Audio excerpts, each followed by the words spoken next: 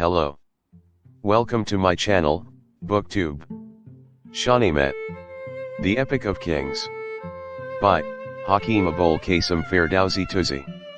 Translated by Helen Zimmern. Chapter 2, Feridoun. 500 years did Feridoun rule the world, and might and virtue increased in the land, and all his days he did that which was good. And he roamed throughout the kingdom to seek out that which was open and that which was hid, and wrong was righted at his hands. With kindness did he curb the sway of evil. He ordered the world like to a paradise, he planted the cypress and the rose where the wild herb had sprouted. Now after many years were past there were born to him 3 sons, whose mother was of the house of Jamshid. And the sons were fair of mien, tall and strong, yet their names were not known to men, for Feridoun had not tested their hearts. But when he beheld that they were come to years of strength he called them about his throne and bade them search out the king of Yemen, who had 3 daughters, fair as the moon, that they should woo them unto themselves. And the sons of Feridoun did according to the command of their father. They set forth unto Yemen, and there went with them a host countless as the stars. And when they were come to Yemen, the king came forth to greet them, and his train was like to the plumage of a pheasant. Then the sons of Feridoun gained the hands of the daughters of Serv, king of Yemen, and departed with them to their own land. And Serv gave to his new sons much treasure laid upon the backs of camels, and umbrellas too did he give unto them in sign of kingship. Now it came about that when Feridoun learned that his sons were returning, he went forth to meet them and prove their hearts. So he took upon him the form of a dragon that foamed at the mouth with fury, and from whose jaws sprang mighty flames. And when his sons were come near unto the mountain pass, he came upon them suddenly, like to a whirlwind, and raised a cloud of dust about the place with his writhings, and his roaring filled the air with noise. Then he threw himself upon the eldest born, and the prince laid down his spear and said, A wise and prudent man striveth not with dragons. And he turned his back and fled before the monster, and left him to fall upon his brothers. Then the dragon sprang upon the second, and he said, An it be that I must fight, what matter if it be a furious lion or a knight full of valor? So he took his bow and stretched it.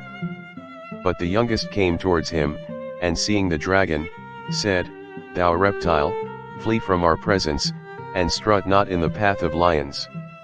For if thou hast heard the name of Feridoun, beware how thou doest thus, for we are his sons, armed with spears and ready for the fight. Quit therefore, I counsel thee, thine evil path, lest I plant upon thy head the crown of enmity. Then the glorious Feridoun, when he had thus made trial of their hearts, vanished from their sight. But presently he came again with the face of their father, and many warriors, elephants, and cymbals were in his train. And Feridoun bore in his hand the cow-headed mace, and the kawani, the apron of Qa'eh, the kingly standard, was waved above his head. Now when the sons saw their father, they alighted from their steeds and ran to greet him, and kissed the ground before his feet.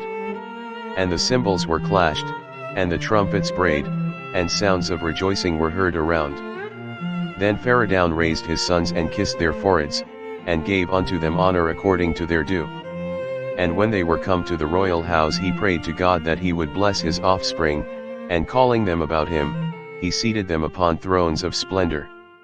Then he opened his mouth and said unto them, O my sons, listen unto the words that I shall speak.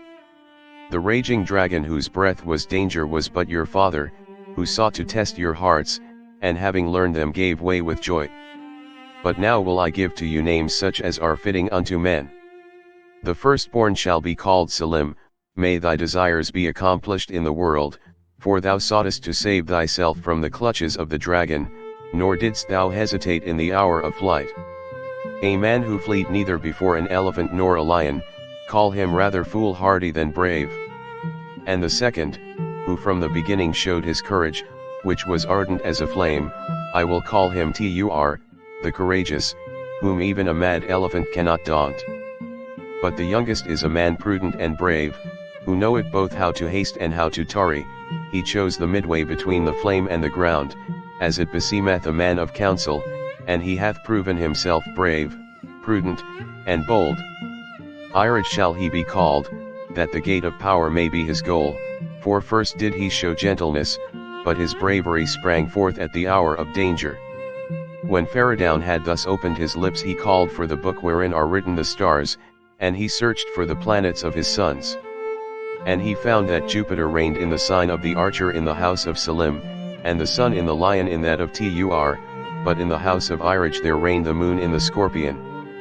And when he saw this he was sorrowful, for he knew that for Iraj were grief and bale held in store. Then having read the secrets of fate, Feridoun parted the world and gave the 3 parts unto his sons in suzerainty. Rum and Kaver, which are the lands of the setting sun, did he give unto Salim. Turan and Turkestan did he give unto Tur, and made him master of the Turks and of China, but unto Iraj he gave Iran, with the throne of might and the crown of supremacy. For many years had the sons of Feridoun sat upon their golden thrones in happiness and peace, but evil was hidden in the bosom of fate. For Feridoun had grown old, and his strength inclined to the grave. And as his life waned, the evil passions of his sons waxed stronger. The heart of Salim was changed, and his desires turned towards evil, his soul also was steeped in greed.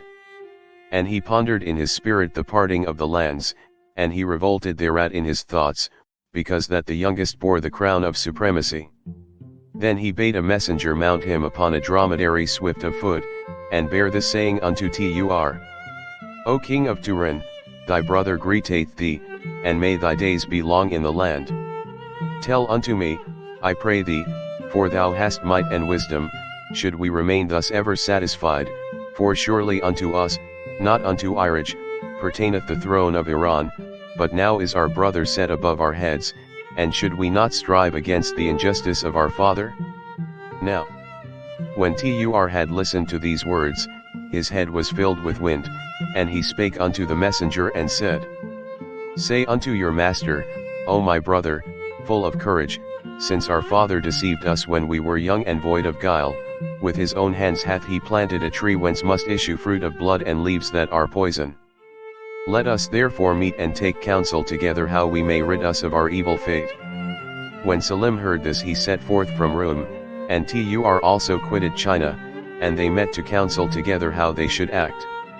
Then they sent a messenger unto Feridoun the Glorious, and they said, O King, aged and great, fearest thou not to go home unto thy God? For evil hast thou done, and injustice dost thou leave behind thee. Thy realm hast thou allotted with iniquity, and thine eldest born hast thou treated with disfavor.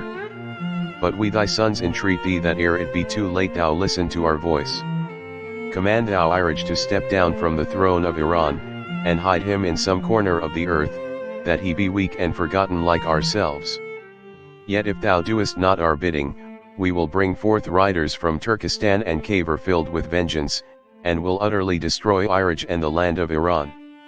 When Feridoun had listened to these hard words he was angered, and straightway said, Speak unto these men, senseless and impure, these sons of Ahriman, perverse of heart, and say unto them, Feridoun rejoiceth that ye have laid bare before him your hearts, for now he knoweth what manner of men ye are. And he answereth unto you that he hath parted his realm with equity. Many counselors did he seek, and night and day did they ponder it, and gave unto each that which seemed best in their sight.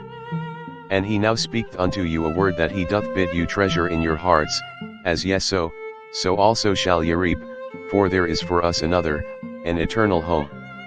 And this is the rede sent unto you by an aged man, that he who betrayeth his brother for greed is not worthy to be sprung from a noble race. So pray unto God that he turn your hearts from evil. When the messenger had heard these words he departed. Then Feridoun called Iraj before him and warned him against the craft of his brethren, and bade him prepare an army and go forth to meet them. But Iraj, when he had heard of the evil thoughts of his brothers, was moved, and said, Not so, O my father, suffer that I go forth alone and speak unto my brethren, that I may still the anger that they feel against me. And I will entreat them that they put not their trust in the glory of this world, and will recall unto them the name of Jamshid, and how that his end was evil because that he was uplifted in his heart. Then Feridoun answered and said, Go forth, my son, if such be thy desire. The wish of thy brethren is even unto war, but thou seekest the paths of peace. Yet I pray thee take with thee worthy knights, and return unto me with speed, for my life is rooted in thy happiness. And he gave him a letter signed with his royal seal that he should bear it unto the kings of Roum and China. And Feridoun wrote how that he was old, and desired neither gold nor treasures, save only that his sons should be united. And he commended unto them his youngest born, who was descended from his throne and come forth to meet them with peace in his heart. Now when Irij was come to the spot where his brethren were encamped, the army saw him and was filled with wonder at his beauty and at his kingly form, and they murmured among themselves, saying, Surely this one alone is worthy to bear the scepter. But when Salim and Tur heard this murmur, their anger was deepened, and they retreated into their tents, and all night long did they hold counsel how they might do hurt unto their brother. Now when the curtain that hid the sun was lifted, the brethren went forth unto the tents of Irij. And Irij would have greeted them, but they suffered him not, but straightway began to question him, and heap reproaches upon his head. And Tur said, Why hast thou uplifted thyself above us, and is it meet that thy elders bow down before thee? When Irij heard their words, he answered, O kings greedy of power, I say unto you, if ye desire happiness, strive after peace. I covet neither the royal crown nor the hosts of Iran. Power that endeth in discord is an honor that leadeth to tears. And I will step down from the throne of Iran if it shall foster peace between us, for I crave not the possession of the world if ye are afflicted by the sight. For I am humble of heart, and my faith bids me be kind. Now Tur heard these words, but they softened not his spirit, for he knew only that which is evil, and wist not that Irij spoke truly. And he took up the chair whereon he sat and threw it at his brother in his anger. Then Irij called for mercy at his hands, saying, O king, hast thou no fear of God, no pity for thy father? I pray thee destroy me not, lest God ask vengeance for my blood. Let it not be spoken that thou who hast life takest that gift from others. Do not this evil. Crush not even the tiny ant that beareth a grain of corn, for she hath life, and sweet life is a boon. I will vanish from thy sight, I will live in solitude and secrecy, so thou grant that I may yet behold the Sunday. But these words angered Tur only the more, and he drew from his boot a dagger that was poisoned and sharp, and he thrust it into the breast of Irij, the kingly cedar. And the young lord of the world paled and was dead. Then Tur cut the head from the trunk, and filled it with musk and ambergris, and sent it unto the old man his father, who had parted the world, saying, Behold the head of thy darling, give unto him now the crown and the throne. And when they had done this evil deed, the brethren furled their tents, and turned them back again unto the lands of Roum and Cathay. Now Feridoun held his eyes fastened upon the road whither Irij was gone, and his heart yearned after him. And when he heard that the time of his return was come, he bade a host go forth to meet him, and he himself went in the wake. Now when they were gone but a little way, they beheld a mighty cloud of dust upon the sky.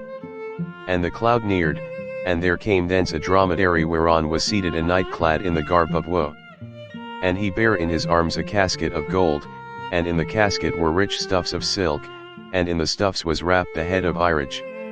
And when Feridoun beheld the face of the messenger, his heart was smote with fear, but when he saw the head of his son he fell from his horse with sorrow. Then a cry of wailing rent the air, and the army shouted for grief, and the flags were torn, and the drums broken, and the elephants and cymbals hung with the colors of mourning, because that Irij was gone from the world. And Feridoun returned on foot unto the city, and all the nobles went with him, and they retraced their steps in the dust.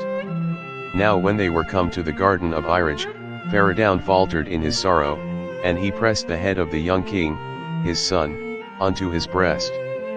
And he cast black earth upon his throne, and tore his hair, and shed tears, and his cries mounted even unto the seventh sphere. And he spake in his grief and said, O Master of the world, that metest out justice, look down, I pray thee, upon this innocent whom his brethren have foully murdered. Sear their hearts that joy cannot enter, and grant unto me my prayer. Suffer that I may live until a hero, a warrior mighty to avenge, be sprung from the seed of Irage. Then when I shall have beheld his face I will go hence as it beseemeth me, and the earth shall cover my body. Thus wept Feridoun in the bitterness of his soul, neither would he take comfort day and night, nor quit the garden of his son. And the earth was his couch and the dust his bed, and he watered the ground with his tears. And he rested in this spot till that the grass was grown above his bosom, and his eyes were blinded with weeping. Yet his tongue did not cease from plaining and his heart from sorrow. And he cried continually, O Irage, O my son, never prince died a death like thine.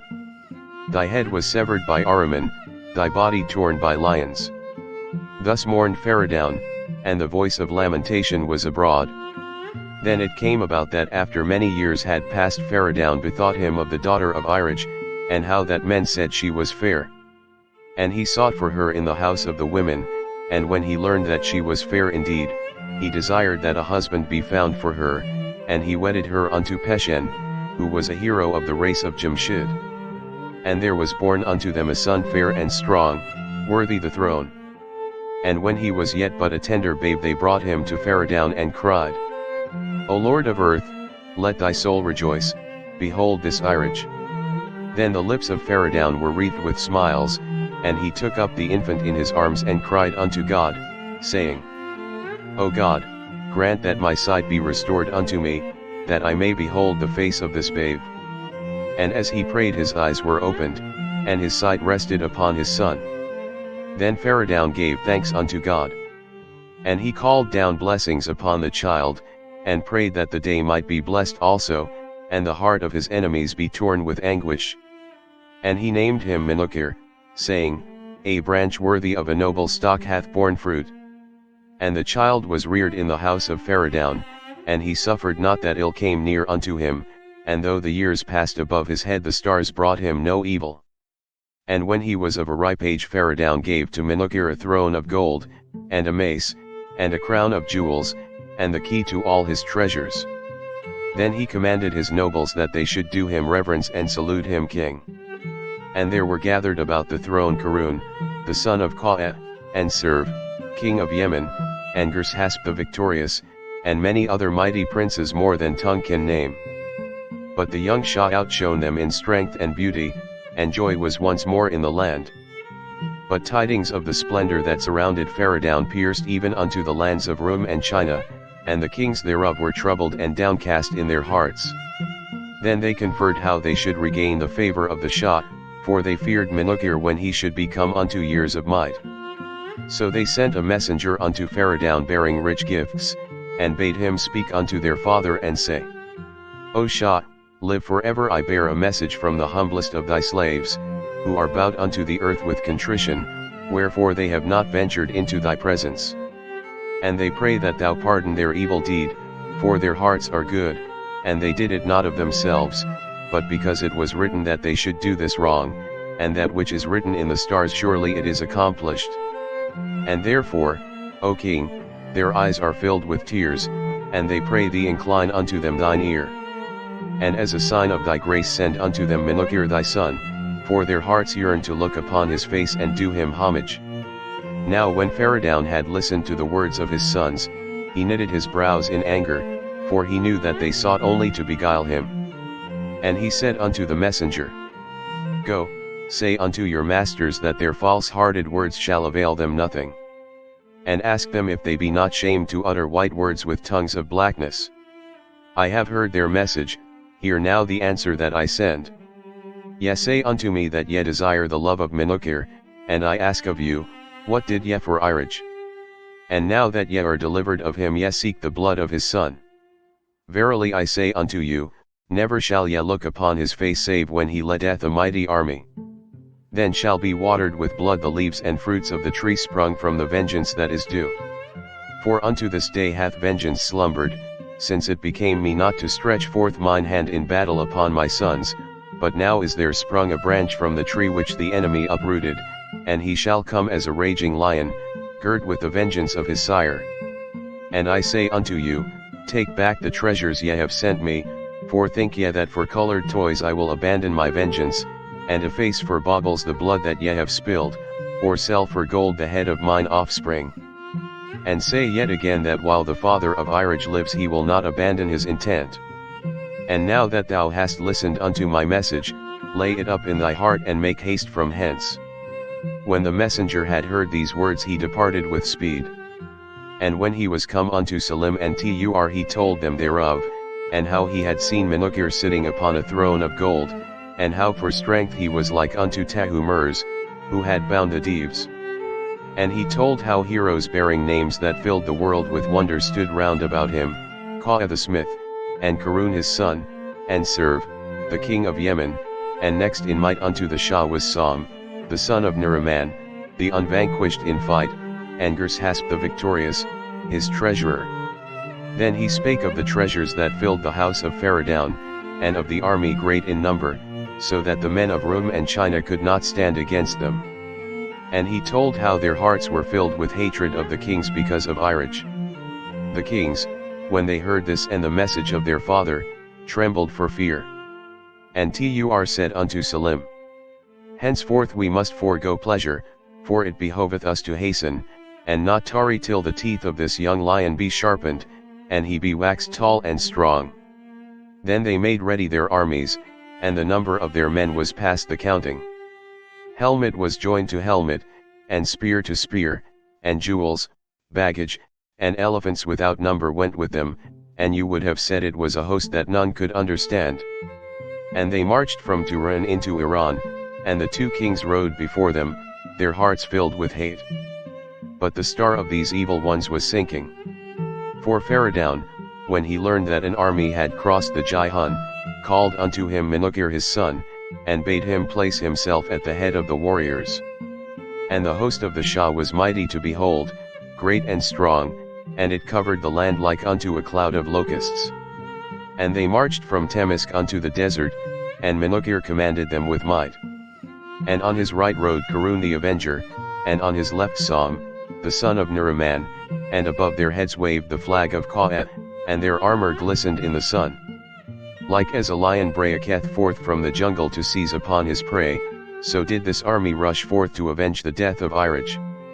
And the head of Menukir rose above the rest like to the moon or the sun when it shineth above the mountains. And he exhorted them in words of fire that they rest not, neither weary, until they should have broken the power of these sons of Ahriman. Now Tur and Salim, when they saw that the Iranians were come out against them, set in order their army. And when the day had torn asunder the folds of night, the two armies met in battle, and the fight waged strong until the setting of the sun. And the earth was a sea of blood, and the feet of the elephants were like to pillars of coral. And when the sun was sunk to his rest, Tur and Salim consulted how they might seize upon Menukir by fraud, for they saw that his arm was strong and his courage undaunted. So Tur set forth at the head of a small band to surprise him in his tents. But Menukir was aware of his evil plans, and sprang upon him. And when Tur would have fled, Menukir followed after him and struck a lance into his back. And when he had killed him he cut his head from his trunk, and the body did he give unto the wild beasts, but the head he sent to Feridoun. And he wrote to him and sent him greeting, and told him all that was come about, and how he should neither rest nor tarry until the death of Iraj be avenged.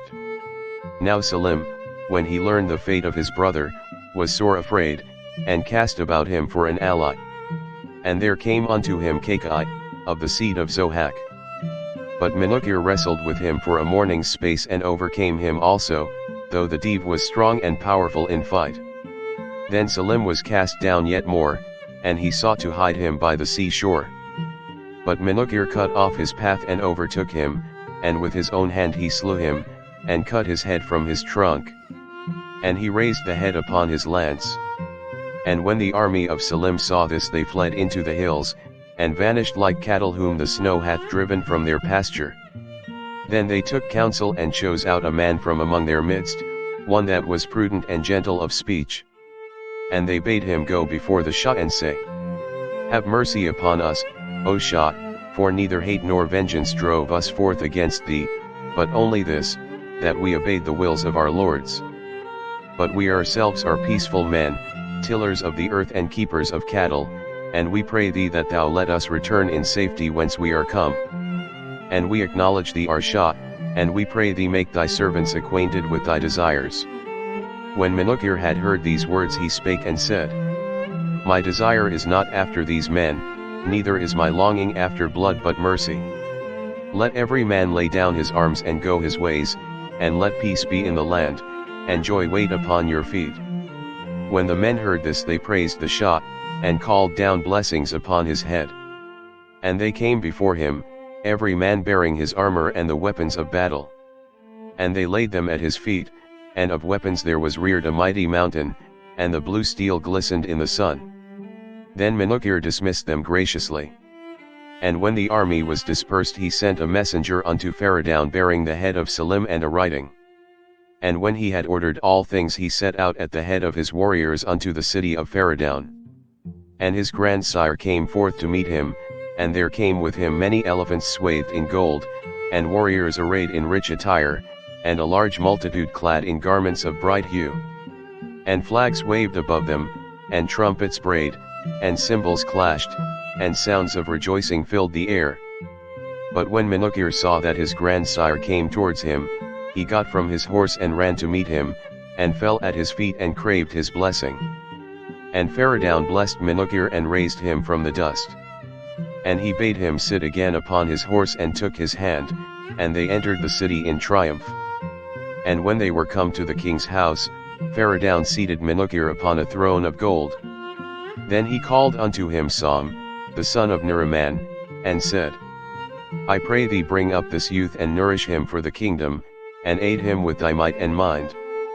And he took the hand of Menukir and put it into that of Sam, and said, Thanks be unto God the merciful, who hath listened unto my voice, and granted the desires of his servant.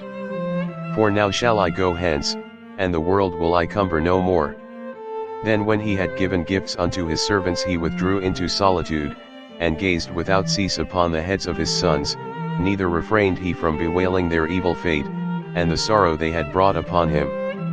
And daily he grew fainter, and at last the light of his life expired, and Feridoun vanished from the earth, but his name remained behind him. And Menukir mourned for his grandsire with weeping and lamentation, and raised above him a stately tomb. But when the 7 days of mourning were ended, he put upon his head the crown of the Chionides, and girt his loins with a red sash of might. And the nation called him Shah, and he was beloved in the land.